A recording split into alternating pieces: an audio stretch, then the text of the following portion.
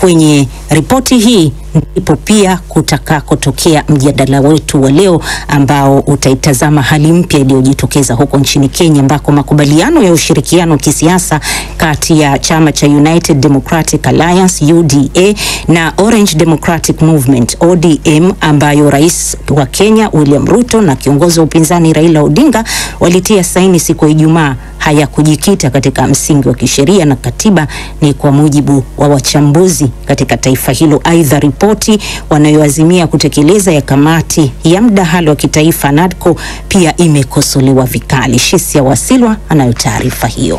Kama hivyo vingali wanachama wa miungano ya kisiasa ambayo haijavunjwa rasmi na havijajiondoa rasmi kuweza kuunda muungano mpya. Wachambuzi wa siasa wanahisi kwamba hii ndio sababu vinara hao hawakuweza kutangaza muungano rasmi wakati wa kutia saini mkataba wa ushirikiano.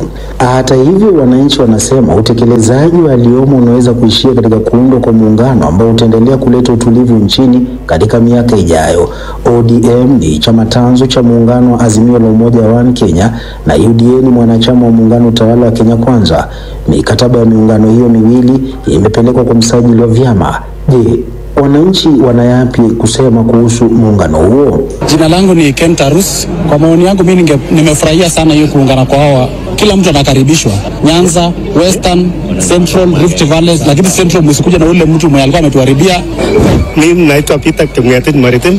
Nimefurahi sana kukuwa na ushirikiano katikati ya Raila na Ruto. Tumeshukuru sana Ruto kupokea Raila akuje ndani ya katikati ya serikali, wawe pamoja na watu ya huko chini wote, tuwe pamoja kuunganisha Kenya na kushirikiana pamoja. Wakenya wanasema kulingana na tamko la Odinga kuna uwezekano vinara hao wanasubiri utekelezaji wa mfumo wa kisheria kabla ya kutangaza muungano rasmi mwaka 2027. Kiongozi wa chama cha Wiper Democratic Movement Kalonzo Musyoka, ambaye ni kinara mwenza katika muungano wa Azimio, alitaja mkutano wa Raila na Ruto ni usaliti mkubwa kwa Kenya. Ingawa Raila na Ruto waliafikiana kutekeleza ripoti ya NADCO ambayo ni matunda ya mazungumzo ya pande mbili katika ukumbi wa Bomas of Kenya mwaka 2023, Wakenya wanasema jinsi walivyoisuka ndoa yao ndio sababu inayofanya ipingwe, kwa kuwa wanaonekana kujinufaisha wao binafsi na washirika wao. Miongoni mwa mapendekezo ya ripoti hiyo ni kubuniwa kwa wadhifa wa waziri mkuu ambao inasemekana umepangiwa Odinga. Tunafurahi kuwa ufujaji wa pesa utapiganiwa.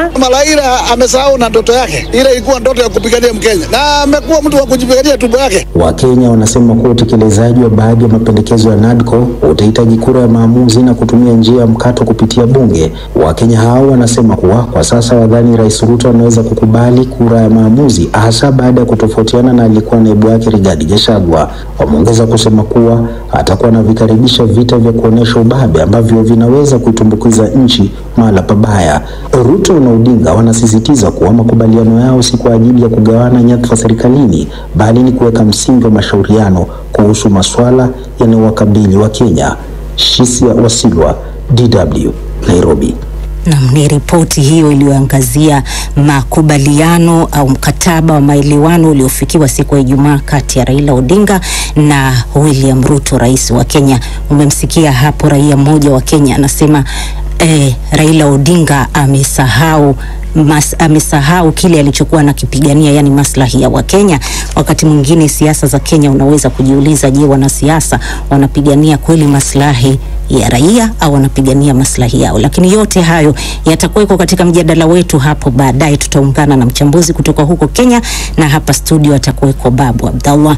Lakini tunakurudisha tena hapa barani Ulaya, ambako mgomo mkubwa kabisa wa wafanyakazi wa viwanja vya ndege unaendelea hivi sasa hapa Ujerumani, ambapo viwanja 13 vikiwemo vikubwa vya Munich na Frankfurt vimelazimika kufuta maelfu ya safari za ndege za ndani na za kimataifa. Mohamed Khalif amefuatilia mgomo huo na hii hapa ni taarifa yake. Mgomo huo wa masaa 24 umeanza saa 6 usiku wa kuamkia leo, ukiwajumuisha wafanyakazi wa sekta ya umma ndani ya viwanja vya ndege walio kwenye maeneo ya kutua na kurukia ndege na pia maafisa wa usalama viwanjani. Katika uwanja wa ndege ulio kwenye kitovu cha masuala ya kifedha na kibiashara Frankfurt, safari 1054 kati ya safari 1116 zilizokuwa zimepangwa hivi leo zimefutwa, kwa mujibu wa shirika la habari la Ujerumani DPA. Mgomo huo juu ya malipo unatarajia kuzifuta safari zaidi ya 3400 zitakazoathiri abiria 510,000 kote nchini Ujerumani. Kwenye uwanja wa ndege wa mji mkuu Berlin, safari zote za kawaida za kuruka na kutua zimefutwa, huku uwanja wa ndege wa mji wa bandari wa Hamburg ukifuta safari zote za kuondokea hapo. Uwanja wa ndege wa jimbo kubwa kabisa la North Rhine-Westphalia, Cologne-Bonn, umeshuhudia safari zote za kawaida zikisitishwa, huku kwenye uwanja wa ndege wa jimbo tajiri kabisa la Bavaria, Munich, maafisa wamewashauri wasafiri kutegemea ratiba yenye ndege chache kabisa kwa siku nzima ya leo. Muungano wa vyama vya wafanyakazi wa Verdi umesema mgomo wa leo umelenga hasa viwanja vikubwa vya ndege vya Hamburg, Bremen, Hannover, Berlin, Düsseldorf, Dortmund, Cologne, Bonn, Leipzig, Halle, Stuttgart na Munich.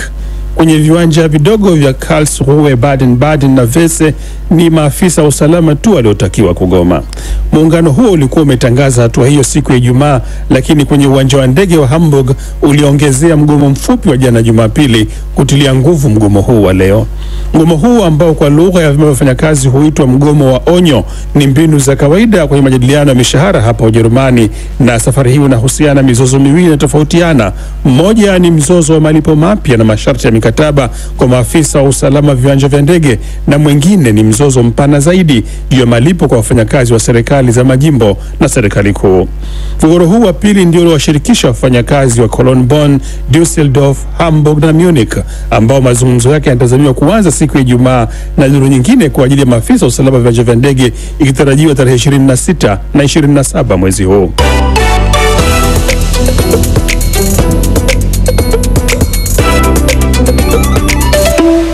Salehe Mwanamilongo yuko tayari kabisa, ametembelea mitandao ya kijamii leo hii. Salehe, kuna yapi? Kuna mengi Saumu. Kwanza ni huko Tanzania ambako dabi ya Kariakoo ya baina ya Yanga na Simba kwa kweli imetanda na imechacha huko kwenye mitandao ya kijamii. Watu wanasemaje? Umejua kwamba mechi hiyo iliyotakiwa kuchezwa weekendi haikuchezwa kutoka ya Jumamosi. Kwa hiyo kukawa na hali ya nitofahamu na mitandaoni baada ya bodi inayosimamia kama uendeshaji wa michuano hiyo kutangaza tarehe kwamba itapanga tarehe mpya kwa ajili ya mechi hiyo. Klabu ya Yanga inasema kwamba ni lazima wapewe pointi 3, kwa hiyo hawataenda tena uwanjani. Au za kushinda kwa kuwa wale hawajashiriki. Kwa kuwa wale hawajashiriki. Kwa hiyo ndio mvutano ulioko hivi sasa mitandaoni. Wanasemaje? Tumemwona hapa Karima Story anasema wanajua hawatoshinda ndio maana wanaomba wapewe pointi 3. Kwa nini? Simba wanyama. Na Dorothy Caroline haki. Na Dorothy Caroline anasema hakuna kubembeleza, huu mwaka waweke tu, tutakuwa pale pale na tutapata ushindi bila shaka. Na Black Alikubwa amesema yani Figisu mfanye nyie na ushindi mpewe, yani wamekuwa Figisu wafanye Yanga na ushindi wapewe. Kwa hiyo kumekuwa na mengi sana kuhusu mada hiyo. Na pia la pili ni kuhusu miaka 5 ya toka kuzuka kwa ugonjwa wa corona. Sijui wewe unakumbuka kilicho? Nakumbuka mengi sana, kwa sababu miongoni mwetu ndio wale tulikuwa tunaogopa sana kwenda kwenye baadhi ya maeneo. Lakini hivi sasa alau mambo yamekuwa mazuri. Watu wanasema. Na hapa barani Ulaya kulikuwa na kumbukumbu ya miaka 5 katika nchi nyingi, na hata hapa Ujerumani wengine walionyesha kilichowakuta wakati huo, mazingira waliopitia. Kwa hiyo kwenye mitandao ya kijamii hapo jana na leo ni mengi kabisa. Wengine pia wamepitia katika hali ya kuwa na msongo wa mawazo, unajua, kupata matatizo ya akili. Kwa hiyo ni kipindi ambacho wengi hawatokisahau kwa hakika. Na ni masaibu mengi kwa sababu ni janga ambalo lilikuja na wengi zaidi waliweza kufariki kufuatia janga hilo. Neil Robinson ametoa maoni na kusema ni masikitiko makubwa na ni watu wengi sana ambao walipoteza maisha. Kwa upande wangu nilipoteza watu 14 katika familia na jamaa wa karibu, na maisha hayajarudia sawa. Yuko hapa Ulaya wa Afrika? Yuko Ulaya. Na Rich Panson anasema nadhani ni kipindi ambacho dunia ilionyesha hakuna usawa. Kuna upande wa watu walio na ushindi na wale ambao hawana ushindi, kwa sababu wengine walijitajirisha katika nafasi hii ya kipindi kigumu zaidi, na wengine wakapoteza ajira, wakabaki masikini. Kwa hiyo anasema kwamba corona ilionyesha kwa kweli dunia imekuwa ni eneo na vile ulionyesha